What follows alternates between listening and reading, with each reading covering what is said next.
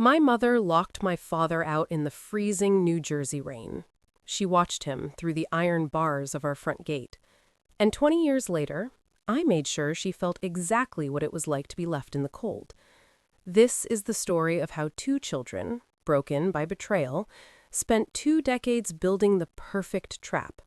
This is the story of vengeance redux. The air in our house didn't smell like home. It smelled like burnt coffee and the sharp, metallic tang of Sophie's anger. I was 9 years old, standing on the stairs, my toes digging into the rough beige carpet. I watched her small, manicured hand slam the heavy iron gate shut. The bone-jarring clang of metal on metal echoed in the quiet street. My father, Julian, stood on the sidewalk in nothing but a thin work shirt. His chest was heaving, but he looked at me and Derrick through the bars and forced a smile, that no worries smile that made my stomach twist into a hard, cold knot. Sophie didn't say a word. She just turned her back and started humming a church hymn. By 6 a.m., the police were at the door. Dad's heart had simply quit. Sophie cried for the neighbors, but she didn't know we saw everything. She didn't know we were counting the days until we could turn that key ourselves. The linoleum floor in our kitchen was the color of old teeth, always sticky. I sat at the small wooden table, my legs dangling, watching the steam rise from a pot of boiling water. The air was thick and wet. My father, Julian, walked in through the back door. He smelled like the outdoors, dry leaves, diesel, and hard work. He looked smaller than he did the day before. His shoulders were slumped, his blue work shirt stained with grease at the elbows. He didn't say anything. In our house, silence was the only way to survive. He reached past Sophie to grab a plate. He just wanted to eat. Sophie didn't turn around. She didn't have to. She felt his movement. Her hand shot out, her fingers pale and tight, and she swiped the plate off the counter before he could touch it. I held my breath. She held the plate at eye level for a second, then she let go. The sound was like a gunshot in the small room. The white ceramic hit the floor and exploded. Shards skittered across the linoleum, one sliding right under my chair. "Pick it up," Sophie said. Her voice wasn't loud. It was a flat, dead whisper that made the back of my neck go cold. Dad didn't move for a long beat. He sighed, a long, whistling sound. He knelt. His knees popped. He began picking up the jagged pieces with his bare hands. "Careful, Julian," she mocked, her voice tilting up. "You're so clumsy. No wonder you can't keep a real promotion." He didn't flinch. Even when a sharp edge of the ceramic sliced into the pad of his thumb, he didn't even hiss. A bead of dark, thick blood welled up and dripped onto a white shard. He just kept moving, his face a mask of gray stone. Sophie watched him from above, her eyes bright and hard, a tiny, satisfied smirk tugging at the corner of her mouth. She liked him on his knees. She lived for it. Derrick and I were just kids, but we knew the rules. This was our normal, and it was only getting worse. 3 years after the first plate shattered, the silence in our house died. The tension had moved out of the kitchen and into the narrow, wood-paneled hallway. I sat at the top of the stairs, my legs tucked tight against my chest. Next to me, Derrick was a ghost. Julian was backed against the front door. He held his heavy ring of brass keys so tight they bit into his palm. He was dressed for work, but he looked like a man trying to escape a fire. "You're a ghost, Julian." Sophie's voice hit a pitch that made my ears ring. She was inches from his face, her finger poking hard in the center of his chest. "You're a nobody, a failure. Do you hear me?" Dad didn't yell back. His eyes were fixed on a spot just above Sophie's head. He tried to shift, to reach for the deadbolt, but Sophie was faster. She grabbed the collar of his work shirt and yanked him forward. "Don't you turn your back on me. I'm the only reason this family hasn't thrived. You think those kids love you? They see what you are. They see a coward." Derrick's hand found mine in the dark. His palm was soaking wet. We were silent. We were part of the furniture. Sophie took his keys, the ones he needed for the truck, the ones he needed for his life, and threw them. They skipped across the floorboards, sliding into the dark corner by the umbrella stand with a mocking jingle. "You aren't going Anywhere, she said, her voice dropping to a low, jagged rasp. Dad let his arms fall to his sides. He didn't reach for the keys. He looked up the stairs then. Just for a second, our eyes locked through the wooden slats. He didn't look for help. He looked at us with a crushing, silent apology. He was drowning, and Sophie was the tide. The house felt smaller than ever, the air running out. The pressure cooker was humming, the needle deep in the red, and we were all just waiting for the lid to fly off. The rain didn't fall. It hung in the air like a cold, wet shroud. It was that specific New Jersey November chill that crawls under your skin and stays there. I was 12 now. Sophie didn't scream this night. That was the terrifying part. She was calm, her movements fluid and icy. She stood by the front door, holding Dad's heavy wool coat and his work boots in one hand. Julian stood in the center of the foyer, shivering in his thin, grease-stained thermal shirt and socks. He looked smaller, graying at the temples, his skin the color of wet sidewalk. "Out," she said. Just one word. It was sharper than the shards of the plates she used to break. "Sophie, it's 30 degrees, Dad whispered. "Just let me sleep on the sofa." She didn't answer. She opened the heavy oak door. The wet wind pushed into the house. She tossed his coat and boots onto the porch. They landed with a dull thud. Then she stepped toward him. She didn't hit him. She just leaned in, her eyes wide and glassy, and shoved him. Dad stumbled back, his socks slipping on the hardwood, right out onto the concrete porch. The heavy oak door slammed shut and the deadbolt clicked home. Derrick and I ran to the front window. Outside, the yard was encased behind a 6-foot-high iron bar gate, the one Sophie had insisted on installing for security. Dad tried the latch. Locked. Sophie had the only key on her belt. We watched him stand there, framed by those black iron bars. The rain turned to sleet, bouncing off his shoulders. He looked like a prisoner in his own driveway. "Mom, please," Derrick sobbed. "He's freezing. Let him in." Sophie ignored us. She walked into the kitchen and turned on the stove, humming a soft, rhythmic tune. I looked back at the gate. Dad was leaning against the bars. His face was ghostly under the yellow hum of the street lamp. He saw us. His hands were tucked into his armpits, his body shaking. But then, he did it. He forced his face into a mask. He stretched his blue, trembling lips into a smile. He raised one hand and gave a slow, steady wave. "No worries," his eyes said. "Go to bed. I'm okay." He turned around and started walking down the driveway, his figure disappearing into the dark mist toward the bus stop at the end of the block. That was the last time I saw him moving. The massive twist didn't happen that night. It happened at 6:05 a.m. The doorbell didn't ring. Instead, there was a heavy, rhythmic pounding. I ran to the window. 2 police cruisers were idling at the curb, their blue and red lights splashing against the iron gate. Sophie opened the door, draped in her silk robe. I watched from the stairs as the officer, this thick-necked guy with a somber face, took off his hat. "Mrs. Washington, I'm so sorry. We found a man matching your husband's description at the transit shelter. He passed away. Heart failure, the EMTs think. The cold didn't help." Sophie let out a piercing, practiced wail.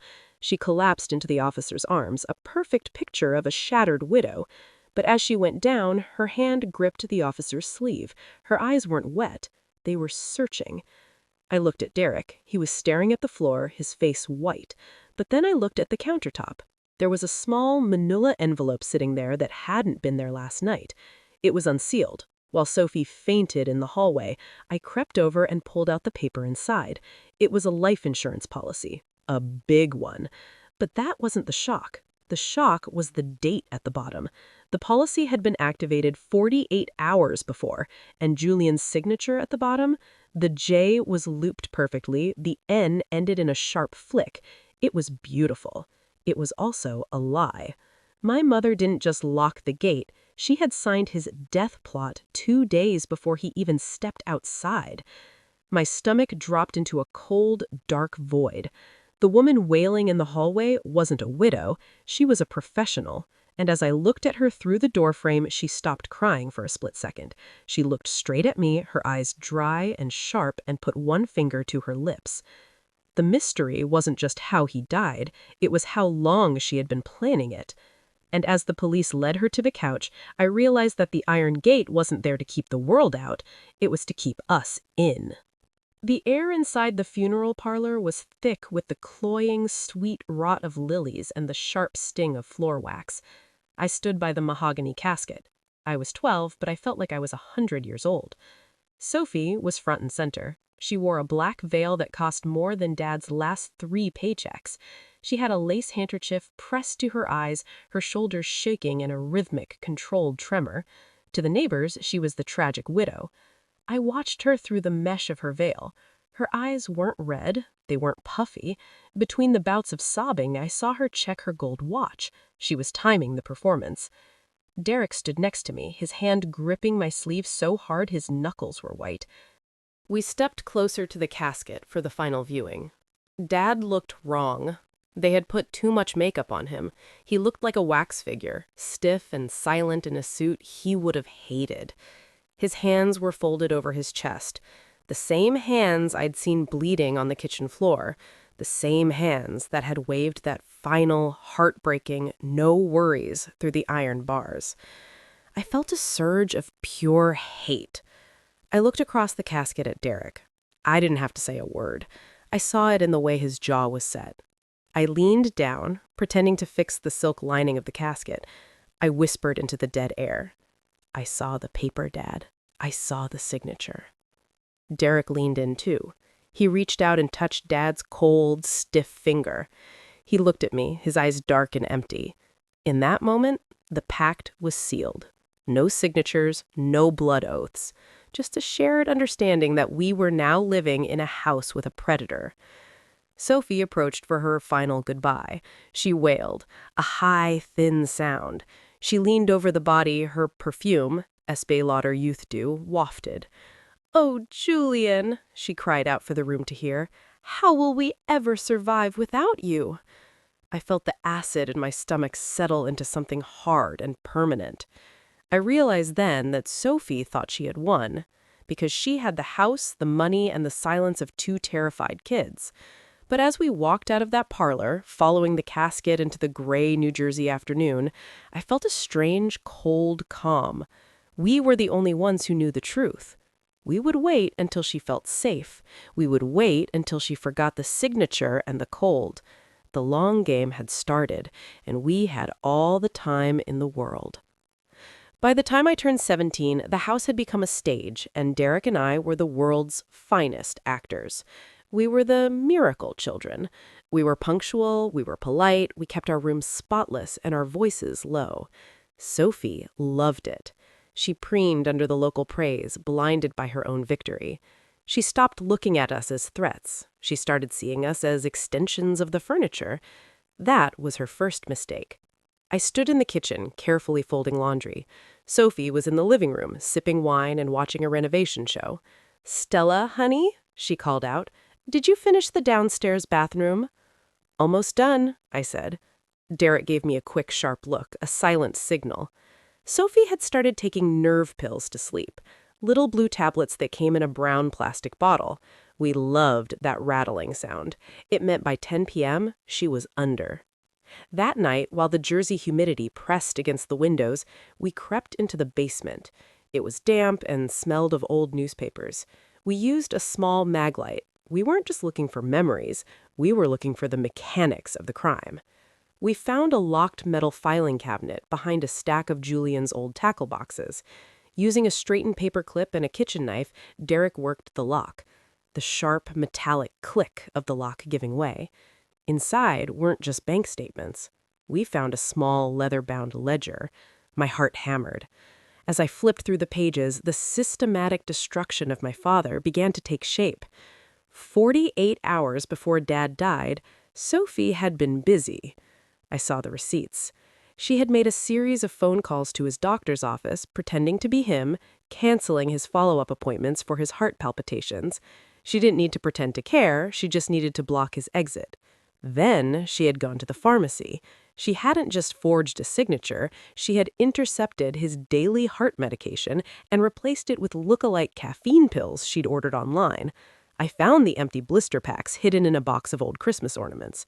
She had been overclocking his heart, letting the stimulant build in his system while he worked double shifts, waiting for the perfect moment of stress and cold to finish what the pill started. She didn't just lock the gate on a man who was cold. She locked it on a man whose heart was already a ticking time bomb she personally wired. She had removed his medicine, canceled his doctors, and pushed him into a freezing rainstorm with a heart running at double speed. I felt a cold sweat break out across my forehead. Derrick gripped the edge of the cabinet. "She didn't just watch him die," Derrick whispered, his voice trembling. "She built the machine that caused his death." "And she thinks she got away with it," I said. "She thinks we're just her good little children." We took photos of every page with a cheap disposable camera, every receipt, every forged signature, every canceled appointment. We didn't take the originals, not yet. We put everything back exactly as it was. As we crept back upstairs, I heard Sophie's heavy, pill-induced snoring. I looked at the iron gate through the front door glass. The street lamp cast its shadow across the floor, long black bars that looked like a cage. We realized then that we didn't need to go to the police. Sophie deserved to lose everything the way Julian had, one piece at a time, until there was nothing left but the cold. We would become the very things she feared most, people with power. The dampness of the basement bit into my knees. It was 3 years after we found the receipts, and I was 20 now, home from university. Derrick was 18, his eyes becoming harder versions of Dad's. Sophie was upstairs, passed out. We weren't looking for pills anymore. We were looking for the money. I pulled a heavy plastic storage bin from under rusted garden tools. Inside, buried under moth-eaten blankets, was a thick blue expanding folder. I opened the flap. The first thing I saw wasn't a bank statement. It was a stack of unopened envelopes, all addressed to Julian Washington. The return addresses were from Ohio, from Dad's sister, Aunt Martha, and his brother, Leo. The postmark was from the month before he died. I slid a finger under the seal. Inside was a letter from Martha. "Julian, please call us. We've sent 3 checks now to help with the mortgage. Your wife says you're too depressed to talk, but we just want to hear your voice." My throat grew dry. She hadn't just cut his medicine. She had cut his lifelines. She had been intercepting his mail, stealing the help his family sent, and telling them he was a broken man who didn't want them around. She had isolated him like a prisoner in his own skin. Derrick was holding a series of withdrawal slips from a local Jersey bank. The dates were the smoking gun. 3 days before that freezing Tuesday night, Sophie had moved every cent from their joint savings account into a private account in her name only. But the withdrawal slips required 2 signatures. I stared at Dad's name. It was perfect. The loops were elegant, the flick at the end of the N was sharp and confident. It was the same handwriting I'd seen on the insurance policy. It was Sophie's hand, pretending to be a man who was already half in a grave. I felt a cold, metallic taste in my mouth. She had systematically stripped him. She took his health, she took his family, and she took his future by draining his accounts. By the time she pushed him out into that rainstorm, Julian Washington owned nothing, not even his own name. "She left him with 0, Derrick said. He was standing at that gate with literally nothing in his pockets because she'd already picked them clean." I looked at the bank statements for the last few years. He was standing at that gate with literally nothing in his pockets because she'd already picked them clean. I looked at the bank statements from the last few years. Sophie had been living large on that stolen money, but she was sloppy. She hadn't paid the property taxes on the house in 3 years. "She's in debt, Derrick," I said, pointing to a final notice from the county. "The house is going to auction in 6 months." Derrick looked at me. A slow, grim smile spread across his face. "We don't tell her," he said. "No," I replied. "We don't tell her. We let her keep buying her jewelry. We let her keep ignoring the mail." We tucked the blue folder back into the bin. My heart was no longer racing. It felt like a machine. We had the forgeries, we had the stolen letters, and now we had the ultimate weapon, her own Greed. As we walked back upstairs, we passed Sophie's room. She thought she was the one in control. She thought she had locked the world out 20 years ago. But as I looked at her sleeping form, I realized the truth. The gate was still there. She just didn't realize she was the one on the wrong side of the bars now. I was 29 now, a financial analyst in Jersey City. Derrick had finished law school. We had spent years siphoning our salaries into a joint account, living like monks, while Sophie lived like a queen on the fumes of Dad's stolen life. The air in the county clerk's office was stale. I sat on a hard plastic chair, my palms damp. Derrick stood at the counter, speaking in a low, even tone to a woman behind a plexiglass shield. He slid a certified check across the granite.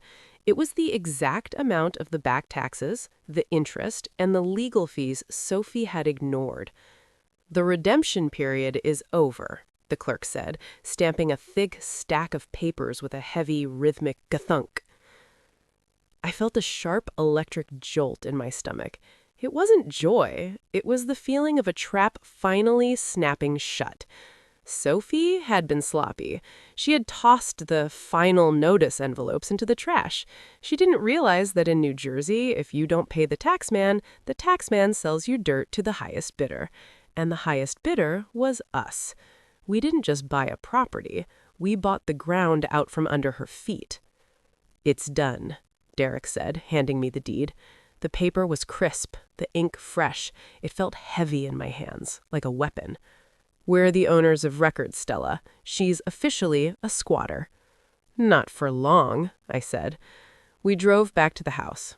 Our house. The iron gate stood tall at the end of the driveway, rusted at the hinges but still imposing. We sat in the car, watching the front door. Sophie's white Lexus was parked in the driveway, gleaming under the afternoon sun. She was inside, unaware that the walls around her were no longer her fortress. My lungs felt clear for the first time since I was 9. The acid that had lived in my gut for 20 years finally began to cool. We had the forgeries from the blue folder locked in a safe deposit box. We had the medical records. And now we had the keys to her kingdom. "She's going to scream," Derrick said. "Let her," I replied. "Dad didn't scream. He just smiled and walked into the dark. It's time she learned how that feels." We waited. We let one more month pass. We wanted her to feel settled. We wanted her to spend a little more of her dwindling cash on new curtains and fine wine. We let her build her own cage, bar by bar, while we held the lock. The wait was the best part. It was the slow-cooked heat before the burn. The next time we walked through that gate, it wouldn't be as children begging for entry. It would be as the law. The air inside the living room was stale, smelling of Sophie's expensive lavender candles and the dusty velvet of her curtains. She was sitting in her high-backed chair, her throne, clutching a thin china teacup. I stood by the fireplace. Derrick stood by the door, his shadow long and sharp. "You're hovering, Stella," Sophie said, her voice thin and irritable. "Go fetch me some more honey." She didn't look at me. I watched her hand tremble slightly as she lifted the cup, the soft, frantic rattle of china against china. "The house is sold, Sophie." "Don't be ridiculous. I own this property. I've lived here for 30 years. "You haven't paid the taxes since 2022, Derrick said, stepping forward. He tossed a thick manila envelope on the coffee table. "The redemption period is over. The county held an auction, we bought the lien, then we bought the deed. You're sitting in our chair, in our house." Sophie's face went from pale to a mottled, ugly purple. She set the cup down so hard the handle snapped. She stood up, her breath coming in jagged, wheezing whistles. "You ungrateful little snakes! I raised you. I protected you after that man left us with nothing." "He didn't leave us with nothing," I hissed, stepping into her space. "You stripped him. You took his medicine. You took his money. You took the letters from his family. You even took his signature." I pulled a photo from my pocket, the side-by-side of her perfect forgery and Dad's real, messy handwriting. I held it inches from her eyes. We found the blue folder, Sophie. We know about the caffeine pills. We know about the canceled doctor's appointments. Her eyes widened, pupils shrinking to pinpricks. For the first time in 20 years, I saw it. Fear. She tried to reach for the phone. "I'll call the police," she screamed. "I'll have you thrown out." "The police are already on their way," Derrick said, checking his watch. "But not for us. We called for an escort to make sure the new owners can take possession without a difficult tenant causing a scene." Below, heavy rumble of a large truck pulling into the driveway. A massive white moving truck was backing up to the porch. "What is this?" Sophie shrieked. "It's an eviction," I said. "The furniture Dad paid for is going into storage.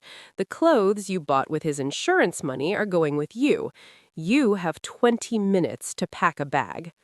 "You can't do this," she wailed, collapsing back into the chair. "We can," Derrick said, opening the front door wide. "The locks are being changed as soon as you step over the threshold." I watched her scramble. She ran to her bedroom, throwing things into a suitcase. As she dragged her suitcase through the hallway, she tripped on the rug. She looked up at us, her face a mask of desperation. "Where am I supposed to go? I have no one." "You have exactly what you gave him," I said. "You have the clothes on your back and the cold air." We walked her to the porch. Sophie stepped out onto the concrete. Derrick and I followed her down the steps, all the way to the end of the driveway. We stopped at the iron gate. I reached out and grabbed the cold, black metal. 20 years, Sophie," I whispered, leaning close to her ear. 20 years of watching you breathe while he couldn't. The debt is paid." I pulled the gate shut. The massive, bone-shaking clang of the iron bar gate locking. Sophie stood on the sidewalk, clutching her designer suitcase, looking at us through the bars. The street lamp flickered on, casting long, cage-like shadows over her face. "Stella! Derrick, please!" She hammered on the bars. I didn't answer. I didn't flinch. I just looked at her through the iron, then turned my back and started walking toward the warm glow of the house. The cold Jersey mist clung to my skin, but for the first time in 20 years, I wasn't shivering. Sophie was on the other side of the iron bars now.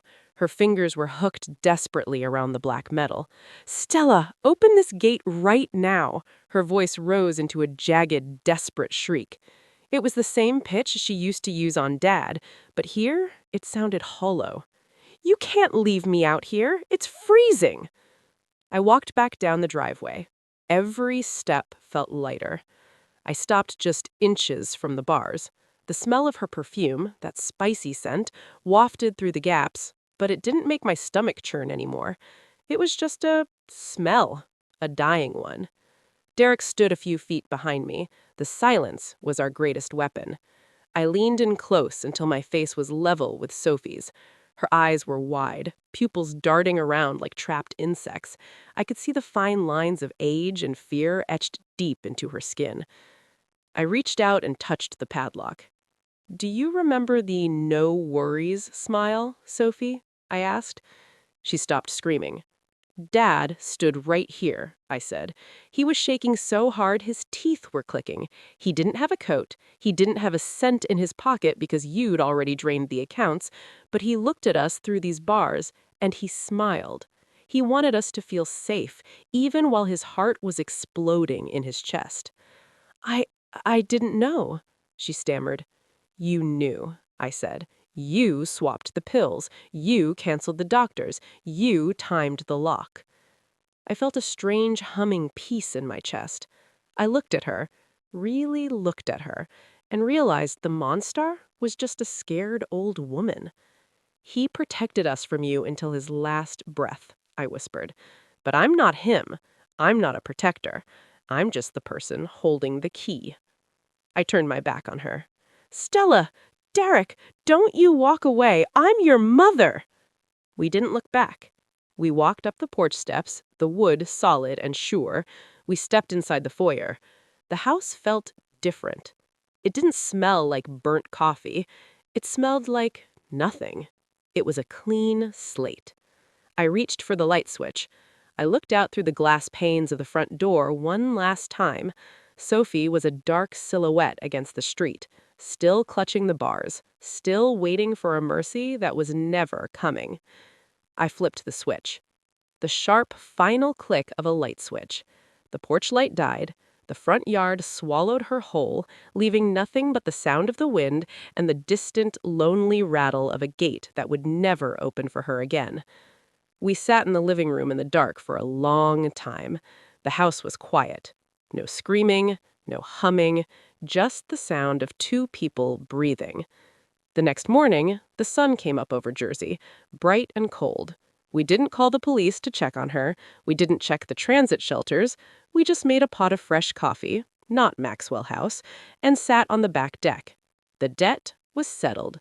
The gate was locked, and for the first time in my life, I wasn't waiting for the floorboards to creak.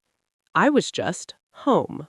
Sophie Washington found herself exactly where she had left our father, alone, in the cold, behind locked bars. We made her feel it all. What do you think of Stella and Derrick's long game? Was their vengeance justified, or did they become what they hated? Share your thoughts in the comments below. Don't forget to like this video and subscribe to Vengeance Redux for more stories of ultimate justice. Until next time, stay vigilant.